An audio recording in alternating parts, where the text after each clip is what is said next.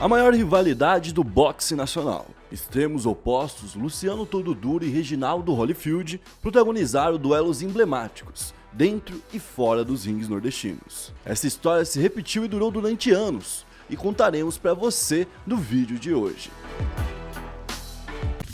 E aí pessoal, beleza? Meu nome é Bruno Fabio, esse é o Planeta Novo e se você ainda não é inscrito do canal, vai se inscrever agora e deixar o seu like para ajudar a gente. No vídeo de hoje, a gente vai falar sobre Todo Duro versus Holyfield, que fizeram a luta do século. Se você ainda não conhece eles, tudo bem, não tem problema, sente-se, pegue uma pipoquinha, já coloca aquele dedinho no like, já deixa um comentário, pô, canal da hora, pô, não conheço esses caras, vou ver aqui. Se você não conhecia, comenta aí que não conhecia, porque vamos ver se a gente tá levando aí história pra galera. Porque tem muita gente que comenta isso, né? Pô, curto o canal de vocês porque tem história não tão conhecida assim. Mas, apesar disso, pra galera que é de Salvador, pra galera que é de Recife, eles já são deuses. Vamos deixar isso bem claro, tá? É a maior luta do século aqui do nosso país. Bom, então hoje por trás das câmeras eu tenho o Digo Blackson e é ele quem vai pedir a meta de likes pro vídeo de hoje. Eu quero 24.877.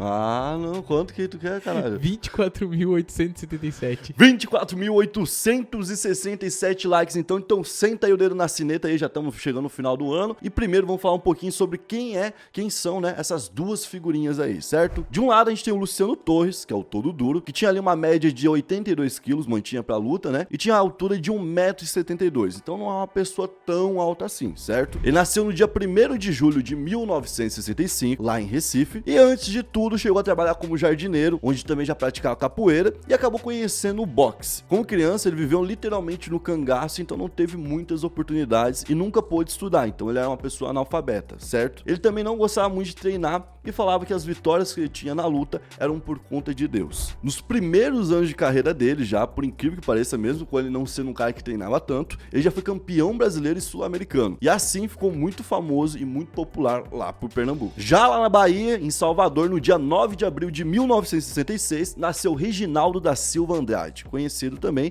como Holyfield. Ele é bem maior que o Todo Duro, tendo 1,80 m, mas o peso era parecido, eles mantinham o mesmo peso quase, ele tinha 86 quilos para poder lutar. Ele ganhou esse apelido de Holyfield justamente por causa da aparência, né, por ele lembrar e parecer o lutador lá de fora, o americano Holyfield. E cara, não necessariamente ele começou ali numa academia, ele no início para ganhar músculos carregava coisas, carregava produtos químicos no serviço dele, por exemplo, e ele vinha também de uma criação muito humilde. Ele era filho de uma lavadeira que sozinha criou 7 filhos, entendeu? Nossa, essa mãe era guerreira. Era bem guerreira. Com o tempo, quando ele passou a ter a oportunidade de ir pra uma academia, ele se apaixonou por aquilo, era viciado em treino, então ele ia e passava o dia inteiro na academia e ainda socava pneu de noite. O cara é tipo assim, de dia eu tenho que treinar aqui, vou treinar mais do que eu tenho.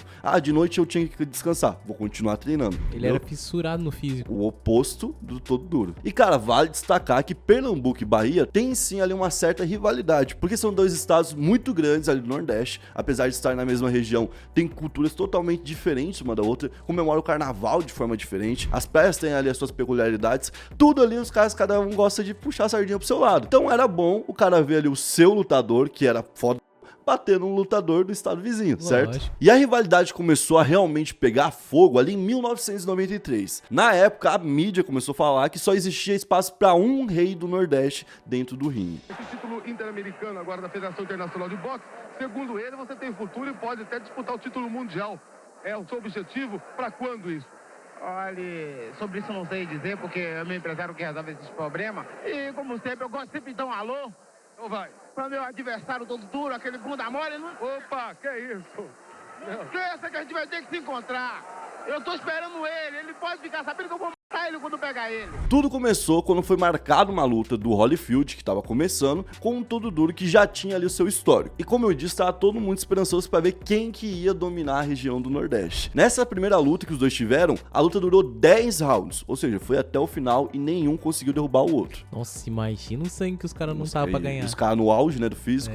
Mas por questão de pontos, o Todo Duro acabou vencendo e continuou ali com a sua, né, era o campeão brasileiro, campeão sul-americano, então ele era o favorito para aquela primeira luta e acabou confirmando o favoritismo. Só que a mídia, que já tinha falado que só tinha espaço para um, falou que na verdade um empate seria o resultado mais justo. Ou então o Holyfield ganhar. Então o que começou a acontecer? De um lado, os pernambucanos falaram, pô, Todo Duro ganhou, tá ali, ganhou pontuação. E de um outro lado, a galera da Bahia falava, ganhou no roubo. Quem ganhou de verdade foi o Holyfield. Se quiser marcar outro, e vai ver, vai levar a pau do Holyfield. Você entendeu? Então, tipo, Já começou a rixa. Aí, meu amigo, virou rivalidade. E aí o Holyfield, que também não era fraco, aliás, ele teve um potencial muito forte ali pra luta mesmo, tá? Ganhou o campeonato continental, ganhou o campeonato nacional, o cara realmente tava muito bem preparado. Começou a ficar popular pra caramba. A galera falou, pô, o cara tá sendo injustiçado, vamos apoiar ele. E ele ia lutando com outras pessoas, inclusive aparecia na TV, lutando com outras pessoas. Tava tendo um destaque até que nacional, já nem era mais tão regional. E mesmo assim, ele não esquecia do Todo Duro. Ele lutava com alguém e ele falava, ó, queria mandar um abraço aqui pra aquele filho da desgraça lá, do Todo Duro, que quando eu pegar ele e tombar ele tá fudido, entendeu? Ele vai ter que ter essas palavras na minha cara. E eu quero ver cara a cara se ele é homem dizer que vai me bater na frente da minha família. Ele é louco, viu? Tomara que ele esteja certo de vir, porque se ele não vier, eu vou bater nele lá mesmo e na rua. E era assim, mano. Então todo mundo queria ver essa segunda luta acontecer. Inclusive, nessa época, os caras andavam ali entre jogadores de futebol, entre ator, entre pessoas da televisão, gente muito famosa. Mesmo assim, mesmo que o cara tava, tipo, despontando, não esquecia a rivalidade. E aí o que aconteceu? O Holyfield queria fazer essa luta com o Todo Duro, mas ele tinha que lutar com o terceiro colocado. Então os dois iam lutar pra ver quem que ia ter a chance de lutar com o Todo Duro.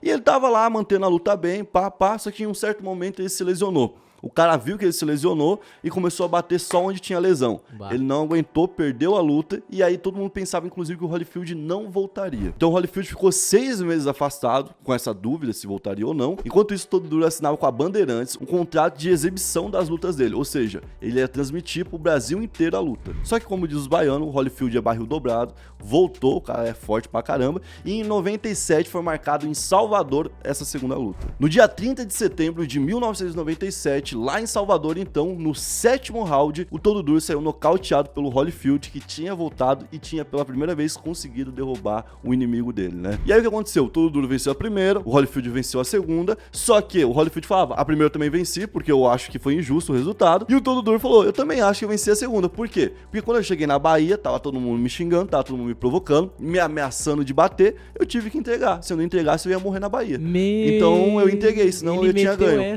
Meteu essa. Então os dois consideravam que tava 2-0 pra cada um. E aí, cara, o Todo Duro começou a comprar uma briga não só com o Holyfield, mas com a Bahia inteira, tá? Porque ele falou que a Bahia tinha feito ele perder e ele falou o seguinte, quando eu desço o braço em Holyfield, sinto que estou batendo na Bahia todinha. Meu Deus, o cara pegou raiva. E nesse auge aí que eles viviam, o Todo Duro tinha uma vida bem agitada, ele tinha 3 esposas, e uma outra coisa que era muito característica dele, é que ele deixava as pessoas pedirem coisas para remédio, ajuda, assim, pessoas do bairro faziam filas na frente da casa dele para receber um pouco de dinheiro ou alguma ajuda que ele pudesse fornecer. Então ele era uma pessoa realmente muito querida em Pernambuco. Já o Holyfield andava mais com famosos e o foco dele era ficar solteiro mesmo, pegando todo mundo que desse. Era um baita do mulherengo. Então com esse clima dos dois sendo ali verdadeiros astros, tinha que ter uma terceira luta para desempatar, obviamente. E ela foi marcada pro ano seguinte. Então no dia 17 de março de 98 rolou essa terceira luta. E essa daqui realmente já começou com um clima de guerra. Antes mesmo da luta, antes mesmo dos caras botar a luva ou ir pro ringue, eles já estavam querendo sair no soco. Na hora da pesagem, os caras já queriam se pegar ali e se quebrar inteiro, mano. O bagulho foi pra vida real, deixou de ser só uma luta. Não, imagina um muro de homem que não teve que ficar no meio dos caras. Não, e a galera só rindo, mano. É sério, todo mundo ficava rindo. E de novo, a luta foi lá em Salvador. E de novo, parte da torcida, como o Todo Duro ficava provocando, né? Falando que batia na Bahia todinha. De novo, a torcida queria ir pra cima dele. E uma parte tentou invadir o ringue e linchar mesmo o Todo Duro. Queria matar ele lá, viado. E a raiva foi tanta que o Holyfield ganhou a terceira luta. No 5º round, ele venceu a luta. E mesmo assim, o povo tava com raiva do Todo Duro. Falou, não é o suficiente, tem que matar. Vamos pra cima e vamos tacar cadeira no cara. E começar a tacar um monte de cadeira no cara que tem que sair escoltado. Cadeira? Cadeira, mano. Deus. Então um batalhão da polícia entrou no ginásio, escoltou ele até a saída e foi isso, cara. Acabou realmente em guerra. Bom, logo em seguida, depois de tomar essa virada aí, né, o Todo Duro, inclusive, passou por coisas piores fora dos rings. Porque ele foi acusado de roubar, de tentativa de roubo contra um taxista. E ele foi condenado a 3 anos e 8 meses, certo? E isso, na época, obviamente, tirou um pouco de toda aquela moral que ele tinha, de todo aquele respeito que ele tinha de todo mundo, mas mesmo assim ele conseguiu autorização para continuar continuar lutando. Na época, lá na Bahia, do outro lado, na mesma academia que tinha o Holyfield, surgiu o Popó. O Popó começou então a ganhar todo o destaque da academia e dizem que o Holyfield não gostou muito disso, ele começou a se sentir meio desprestigiado, meio de lado e abandonou então aquela academia e foi lutar com outras pessoas. Depois disso, ele passou a lutar com pessoas mais fracas, então tipo assim, parecia que ele tava lutando com gente mais fraca só pra não perder, entendeu? Então ele também perdeu prestígio e os dois estavam em queda. Então uma quarta luta foi vista pelos dois como um ponto positivo. Eles iam voltar pros holofotes e iam voltar a ter moral de novo, iam voltar a ser notícia inclusive, né? Então no dia 16 de novembro de 2001, como duas lutas de forma seguida tinham sido lá em Salvador, agora essa luta foi lá em Recife. Então no segundo round ali, rapidão mesmo, o Todo Duro, que tava com a força do povo de Pernambuco, que já tava com raiva também dos baianos por tudo que tinha acontecido com ele lá, né? Ele foi pra cima do Holyfield e conseguiu nocautear o cara, mano. Então no segundo round, vai lembrar que os caras se pegam direto até o final. No segundo round ele deitou o Holyfield e assim empatou de novo. 2-2. Na época, o Holyfield não recebeu muito apoio dos baianos, não. Esse cara puto da vida, consideraram um fiasco e de novo ele continuava em queda. E na quinta luta a gente teve mais uma polêmica. Nessa quinta luta, o cara que fez ela chamava Raimundo Ravengar. Esse cara foi acusado de tráfico. Aliás, todo mundo conhecia ele por isso. Então ele era um empresário muito famoso e também era um traficante muito famoso. E foi ele quem organizou tudo, certo? A luta foi em Salvador no dia 13 de setembro de 2002. E durante 7 rounds, o Holyfield ficou apanhando do Todo Duro. Apanhou muito do Todo Duro, caiu algumas vezes. E no 7º round, ele acabou perdendo a luta. E como a luta já tinha algumas polêmicas ali, as pessoas começaram a acusar o Todo Duro de ter drogado o Holyfield. Por isso ele teria apanhado tanto durante todos os rounds. Então imagina, o Todo Duro vence a primeira, o Holyfield vira pra 2-1, depois o Todo Duro vira pra 3-2. E de novo com o outro lado que perdeu, cobrando alguma injustiça.